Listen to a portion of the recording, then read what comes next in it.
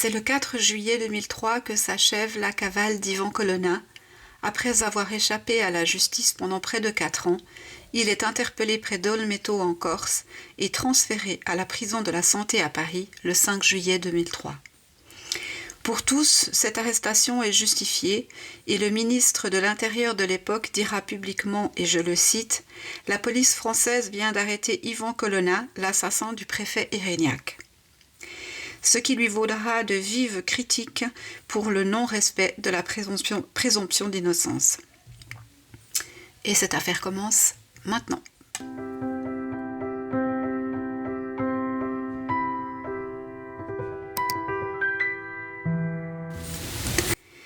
Né le 7 avril 1960 à Ajaccio, Ivan Colonna, surnommé le berger de Cargèse, passe une partie de sa jeunesse dans les Alpes-Maritimes, où il obtient son bac D et se destine à devenir professeur d'éducation physique, comme son père. Il retourne en Corse après avoir fait son service militaire à Paris. Il s'installe à Cargèse, où il commence un élevage de chèvres, période durant laquelle il se rapprochera du FLNC, le Front de Libération Nationale Corse. Le 6 février 1998, le préfet Erignac est abattu de 3 balles, dont 2 à bout portant. L'arme sera retrouvée à côté de son corps et on comprendra alors qu'il s'agit d'une arme volée lors d'une prise d'otage à la caserne de Pietrozella quelques mois plus tôt. Le 21 mars 2022, Ivan Colonna décède des suites d'une agression à la prison d'Arles. 2 questions se posent alors à nous. 1. Était-il coupable de l'assassinat du préfet Erignac ? Et 2. Son agression est-elle un accident ou un acte prémédité ? Et si prémédité, par qui ? Voilà ce que nous allons regarder ce soir. Bonsoir à toutes, bonsoir à tous. J'espère que vous allez bien, que vous avez passé un bon week-end. Je vous remercie pour votre présence, vos likes, vos partages, pour votre gentillesse, votre bonne humeur, vos magnifiques messages. Et on va regarder tout de suite, poser la première question. Est-ce que Ivan Colonna est l'assassin du préfet Erignac ?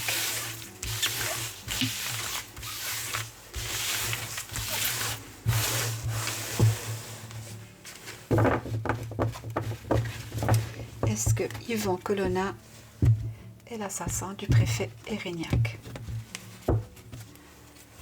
Dans tous les cas, j'adresse mes condoléances et ma sympathie aux différentes familles qui ont subi des pertes, qui ont traversé la tristesse, le désespoir.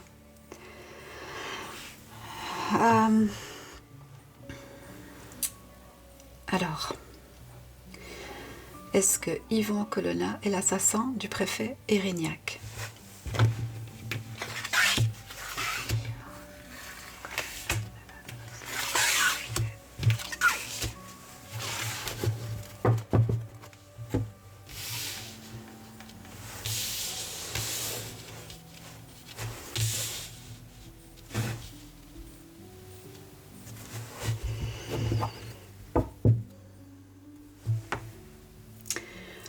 On a l'empereur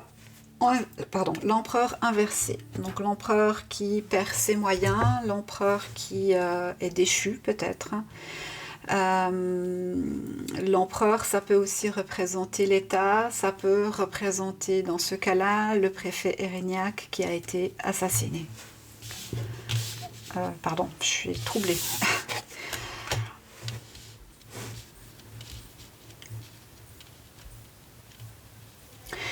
On nous parle ici de, je pense, Ivan Colonna, dans le sens où son ascension a été brusquement interrompue, qui se retrouve la tête en bas, qui perd ses repères,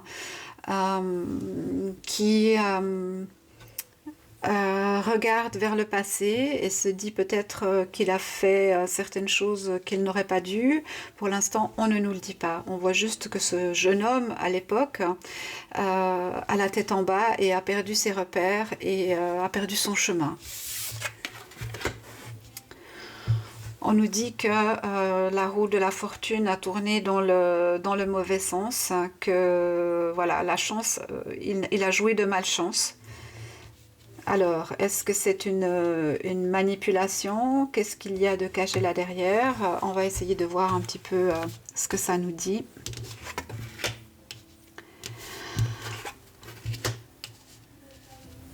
On nous parle de la papesse ici et du jugement. Donc on nous dit ici que probablement la justice a fait son œuvre, a fait son travail par rapport aux informations qu'elle avait. On voit que la papesse détient le livre des secrets. C'est aussi la représentation de la fécondité, de la matrice. Donc on peut dire que toute cette affaire tourne autour du jugement qui a été donné, qui a été la sentence qui a été faite.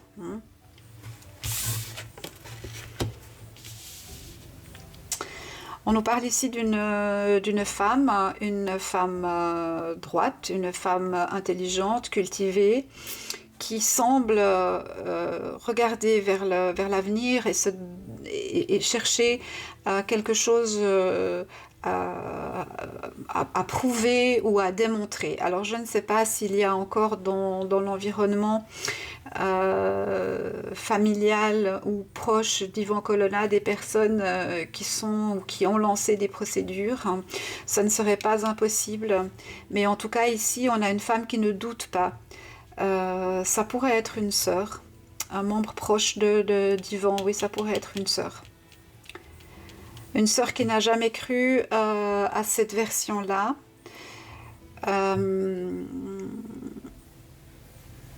Qui détient peut-être certaines vérités,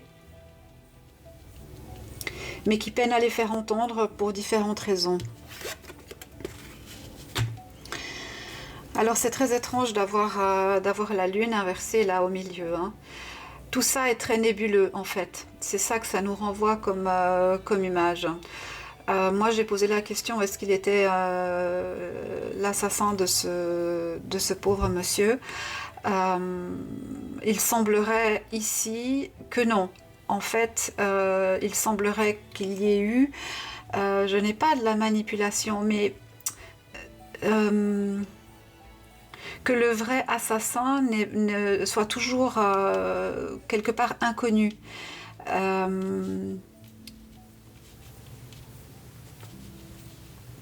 Que soit l'assassin est toujours inconnu, soit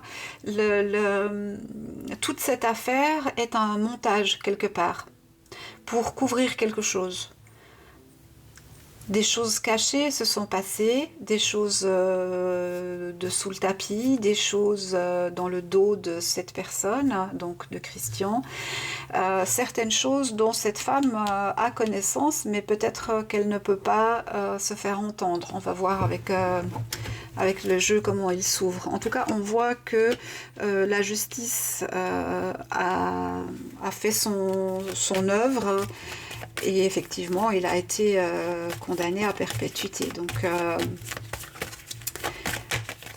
alors, on continue.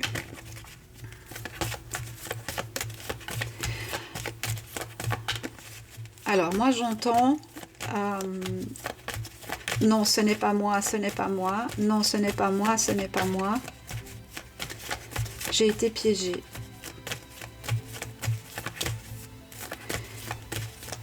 Est-ce que physiquement, parce que là j'entends, je n'étais même pas là, est-ce que physiquement on a pu attester de la présence d'Yvan Colonna sur les lieux? Alors je ne connais pas suffisamment bien l'affaire pour pouvoir me déterminer par rapport à ça, mais c'est ce que j'entends.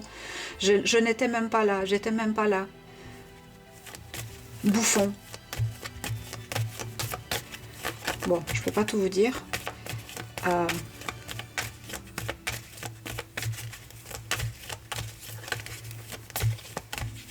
C'est étrange, c'est étrange. Ce que j'entends, c'est que il n'avait pas la possibilité physique de se trouver sur les lieux. On m'a piégé, on m'a piégé. Ok, d'accord. Alors, voyons la suite. Alors, on retrouve ce préfet décédé qui regarde la justice. Donc, on voit qu'ils sont dans le même milieu. Hein. Le jugement est là, on a jugé, on est passé par toutes sortes de documents qui ont amené à la condamnation. Hein. Pourtant, il reste des doutes. Hein. Il reste des doutes. Moi, je pense que, alors, comme je vous le disais, je ne connais pas l'affaire plus que tant. Et j'ai l'impression qu'il y a de sérieux doutes sur le fait qu'il ait été coupable de cet assassinat. On me parle d'autres personnes ici. Le fait qu'il soit à l'envers m'indiquerait effectivement, et comme je l'entends, qu'il n'était pas sur les lieux, mais que d'autres personnes y étaient et qu'il a été piégé, que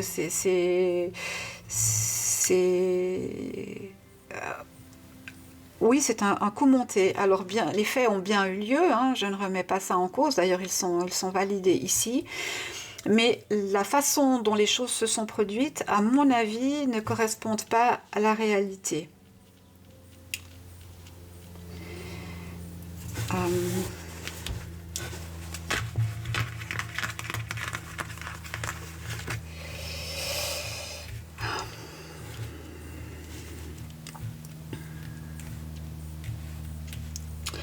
On me parle d'un Pierre.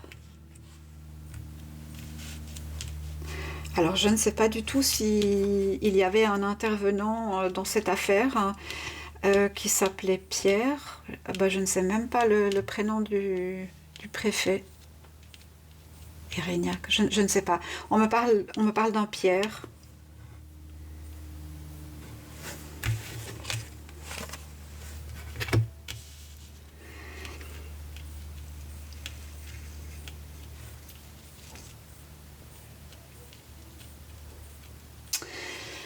Alors ici, ça m'indiquerait que c'est comme si il y avait eu le témoignage d'une femme et que c'est suite à ce témoignage que la justice aurait, entre guillemets, eu la conviction que Ivan Colonna était le coupable. Mais on voit que sur cette lignée-là, les choses sont cachées. On ne dit pas. Ou on ment, c'est tout à fait possible. On ment ou on déforme la vérité ou la réalité. Pour différentes raisons hein, qu'on ne nous indique pas ici. Mais on voit que consécutif à ce qui a été dit, probablement par cette femme, eh bien, Ivan Colonna est emprisonné, hein, on l'enferme.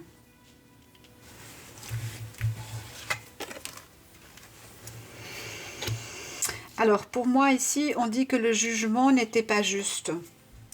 Donc, ça laisserait supposer, avec le manque d'équilibre, avec le manque de communication, le manque de peut-être d'honnêteté, ça indiquerait que ce n'est pas la bonne personne qui a été jugée et condamnée. Mais, à contrario, ça ne me dit pas non plus qu'il n'était pas là, parce que je le tire quand même. Il est quand même présent dans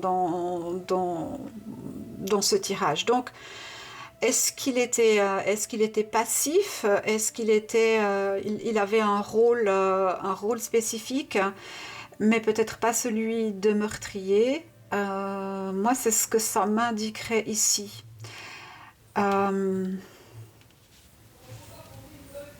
Pourtant, on me dit qu'il n'était pas sur les lieux.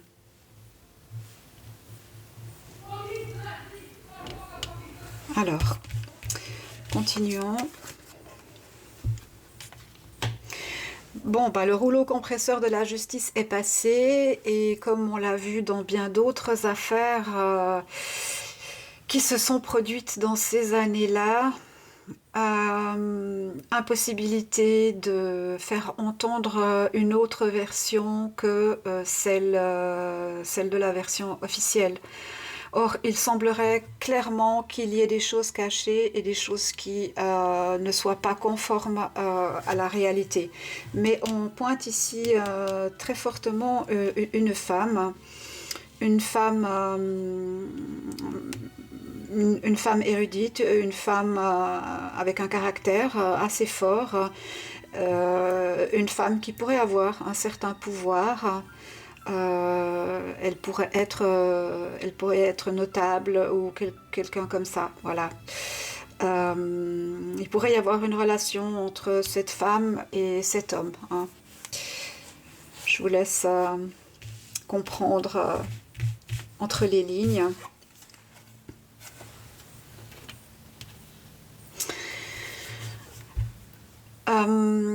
Je pense que d'autres personnes ont dû être inquiétées. Moi, j'ai toujours un Pierre qui me revient. Alors, je ne sais pas où le situer. Ça me vient comme ça, c'est fugace. Euh, on aurait pu faire la lumière sur cette affaire. Je pense que la justice ici, alors la papesse en l'occurrence, mais pour moi elle fait effet de magistrature, voilà, c'est le terme plus exact. Pour moi, la magistrature voulait absolument boucler cette affaire et a rejeté toute preuve qui aurait pu, si ce n'est innocenter, à tout le moins réduire l'implication d'Ivan Colonna dans cet assassinat. Peut-être a-t-il fait partie, on me dit non, mais je le verbalise quand même, peut-être a-t-il fait partie de l'organisation de cela. Mais ce qu'on m'envoie comme message, c'est le gars qui est avec ses chèvres et qui n'a rien à voir avec l'histoire en fait.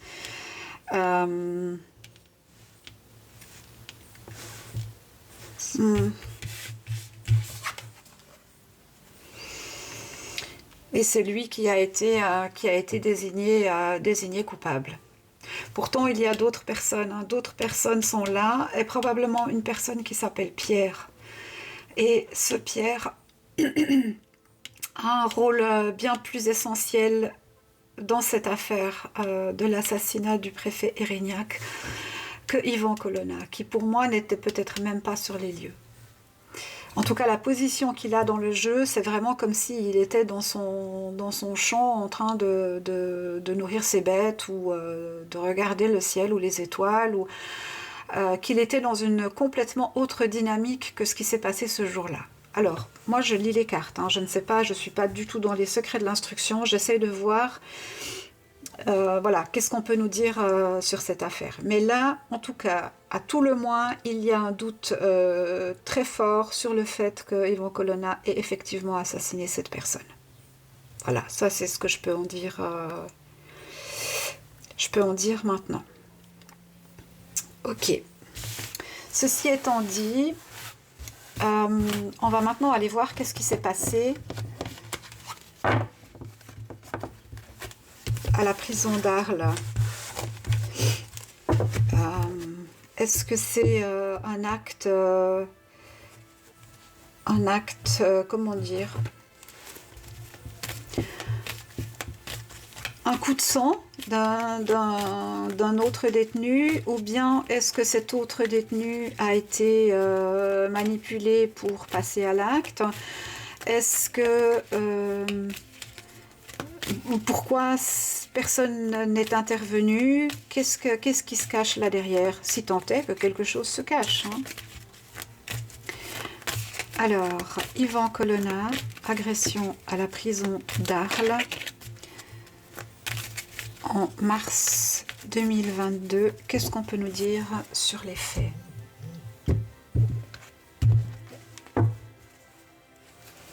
Alors, vous remarquerez que je prends l'oracle politiquement incorrect. Donc ça pourrait nous amener à certaines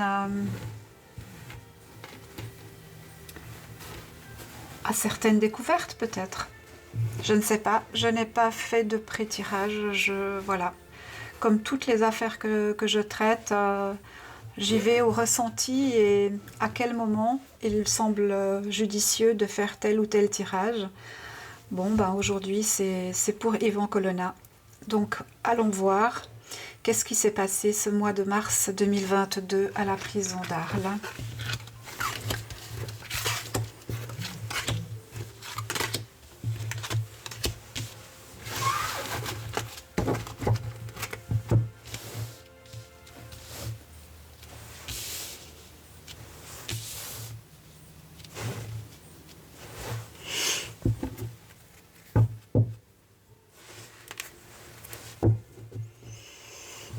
Alors, on nous parle de diable. C'est très intéressant dans cette posture de nous parler de diable, puisqu'il semblerait que ce soit une histoire de blasphème qui soit à l'origine de cette agression.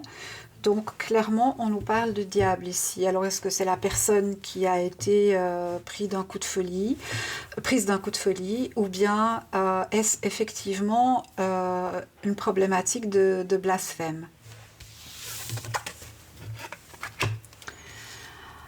On nous parle de régression, de médias et de spectacles. Alors, ici, cette première ligne nous dirait que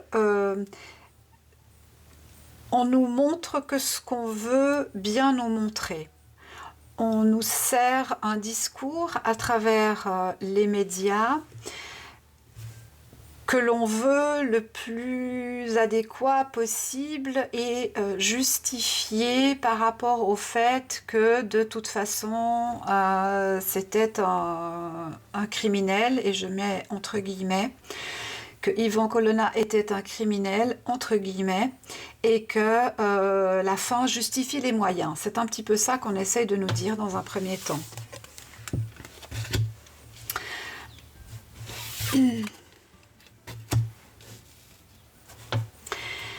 Alors, on a une problématique, alors effectivement, avec la régression et la vie, on voit que la vie a été enlevée, ou en tout cas fermement, comment je vais dire ça, laissé pour mort. Peut-être était-il dans le coma, mais en tout cas, il n'avait plus peut-être le cerveau irrigué, ou en tout cas la conscience n'était plus là. Pour autant, les organes fonctionnaient encore. On nous parle de pollution. Alors, ça peut être une pollution médiatique avec cette doxa spectacle qu'on commence à expérimenter régulièrement. En tout cas, probablement une pollution de la scène de crime. Alors, par le terme pollution, est-ce que ça nous indiquerait que il y a eu préméditation, dans le sens où on a mis en scène, on a mis en place un espace dédié pour que quelque chose se produise? C'est pas impossible. On va aller voir. Hein. Et on nous manipule, on nous balade sur un échiquier. Cette carte ressort tout le temps quand je tire sur des affaires comme ça. Donc on est vraiment les pions sur un échiquier. Mais on nous parle aussi de tactique, on nous parle de plaisir, de hasard, de passe-temps et de stratégie. Alors pour l'instant, ce n'est pas tout à fait clair. On va aller élargir un petit peu. Alors, on nous parle de ville.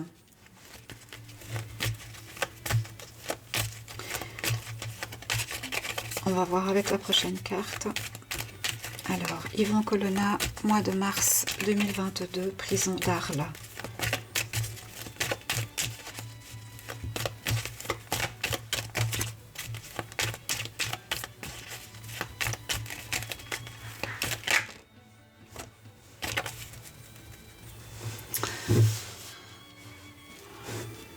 Alors moi je pense que...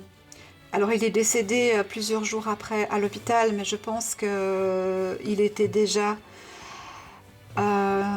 comment je vais dire? Il était déjà énergétiquement passé de l'autre côté. Hein. Il avait déjà changé de statut. Son corps physique était toujours là, mais son âme, pour moi, était déjà partie. Hein.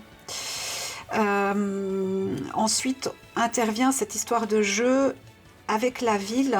Est-ce qu'il n'y avait pas une histoire de transfert éventuellement, qu'il aurait dû être déplacé ailleurs, ou venait-il d'être déplacé dans cette prison? Je ne sais pas, mais on nous parle de la ville.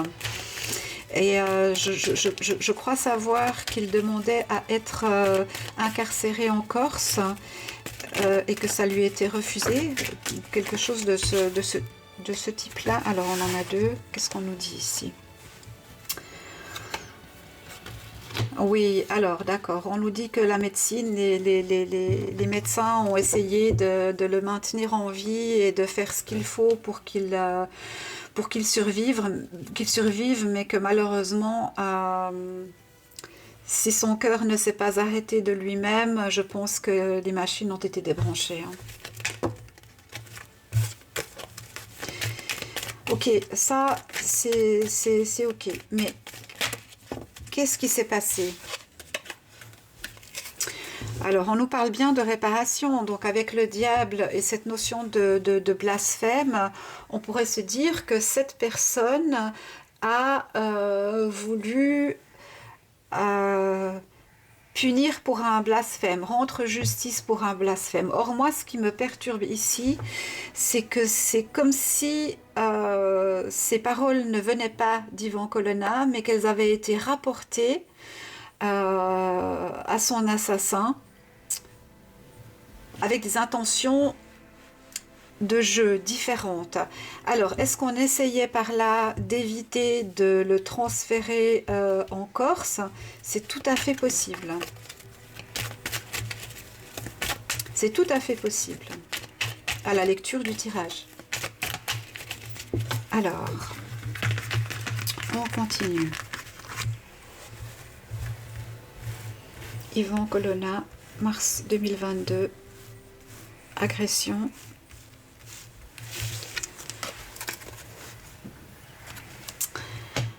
Ouais.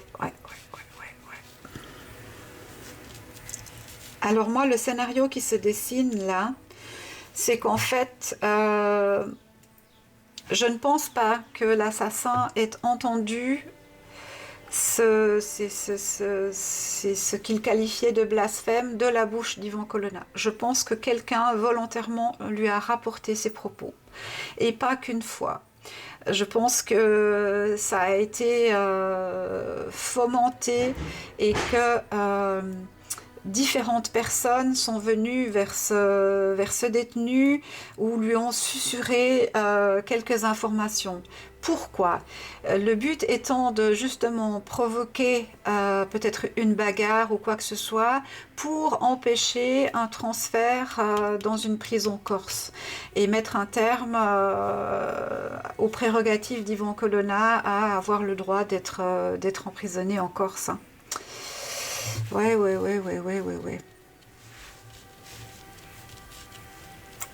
Donc ça fait, c'est la deuxième fois qu'il est potentiellement piégé. Hein. Alors moi, je ne prends pas parti ni d'un côté ni de l'autre. J'essaie de sortir des faits les plus réalistes possibles selon les cartes qu'on me donne et la réalité. Donc souvenez-vous d'une femme qu'on avait ici dans le premier tirage et qui potentiellement aurait pu faire un faux témoignage. Ouais. Bon, écoutez. Je vais m'arrêter... Ah non, on me dit que non. Ok, alors je vais encore prendre une autre carte. Mais il est en paix. Il est en paix et je pense qu'il souhaiterait que sa famille aussi soit en paix. Les choses ont été ce qu'elles ont été et pour moi, il est parti vers d'autres, vers une autre vie, vers autre chose.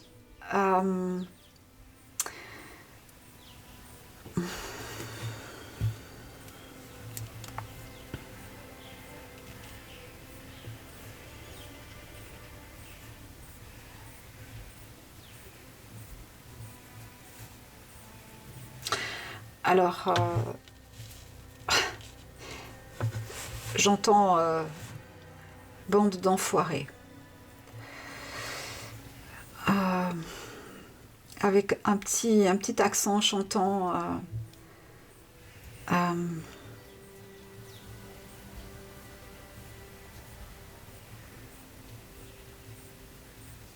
Il a eu beaucoup de chagrin, d'injustice, il n'a pas réussi à se faire entendre pour différentes raisons qui, moi, actuellement m'échappent, mais dont je pense sentir un petit peu les tenants et les aboutissants. Quand ça touche à la politique, à la magistrature, on a compris que sur le territoire français, en tout cas, ça devenait très compliqué de faire entendre une autre version ou une autre vérité. Et il dit qu'il est débarrassé de tout ça et que ça a été un chemin difficile, qu'il a fait comme il a pu et que c'est derrière et qu'il souhaite à ses proches, à sa famille de trouver la paix. Il pense que la vérité ne sera jamais faite parce que justement il règne dans ce microcosme des pouvoirs qu'on ne peut pas déloger. Voilà. Alors, on va aller voir avec le petit oracle victorien. Dans ce petit oracle, il y a des phrases et puis certains mots ressortent. Alors, comme on me dit de le prendre, on va voir quels sont les mots qui peuvent être rajoutés sur ce tirage. Et voilà.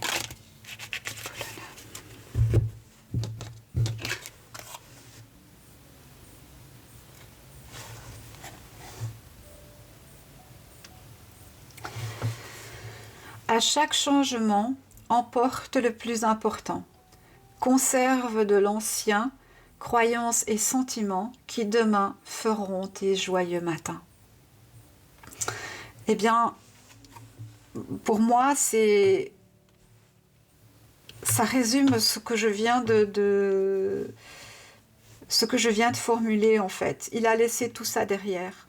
Il est parti vers autre chose. Il a emporté ce qui était important. L'amour de ses proches, l'amour d'un idéal de vie qu'il n'a pas pu mener à son terme, mais il en a gardé une expérience, quelque chose qui l'amène maintenant vers quelque chose de meilleur. Et eh ben, souhaitons-lui bon voyage et que tout se passe au mieux pour lui. Alors, est-ce qu'il y a autre chose? Est-ce qu'il y a une carte de conclusion autre que celle-ci?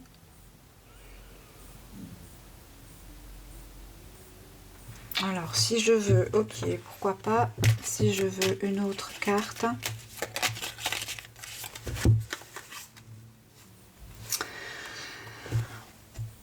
On nous parle d'absinthe.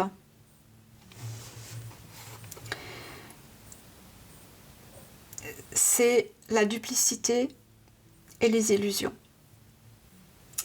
Alors la duplicité, donc le setup qui a été fait pour le faire tomber dans l'affaire de l'assassinat du préfet Érignac.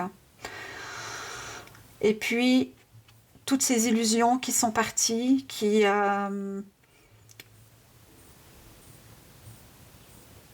parce qu'il a compris au fil du temps que ça ne servait à rien, que de toute façon il était piégé.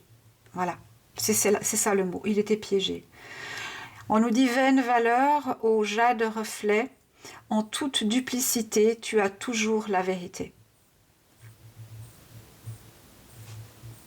En toute duplicité tu ajournes la vérité. Et puis, sans illusion, en toute lucidité, affronte ta réalité pour pouvoir la transformer. Moi, je pense que c'est ce qu'il a fait.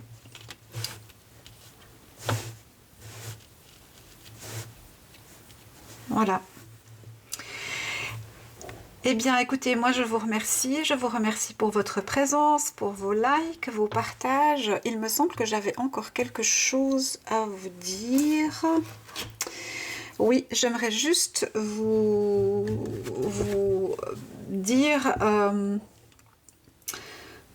sans inquiéter quiconque, j'aimerais que vous pensiez à préparer quelque chose pour votre sécurité matérielle, que vous peut-être vous organisiez pour avoir des réchauds à gaz, quelques provisions quelque part chez vous pour plusieurs jours, moi je dirais pour environ 3 semaines, un mois, que vous puissiez être autonome, que vous ayez des bougies, des allumettes, des briquets, des piles, ce genre de choses, pour ne pas vous trouver, le cas échéant, dans une situation qui serait très compliquée. Voilà, ça c'est un message que je devais faire passer. Et puis, je pense, une fois n'est pas coutume, que je vais faire une petite, une vidéo sur 2023 et voir un petit peu quels sont les éléments importants qu'on nous communique et ce à quoi il faudrait faire attention. Et puis voilà, je vous souhaite tout le meilleur, je vous remercie infiniment pour votre présence et je vous dis à tout bientôt. Merci, au revoir.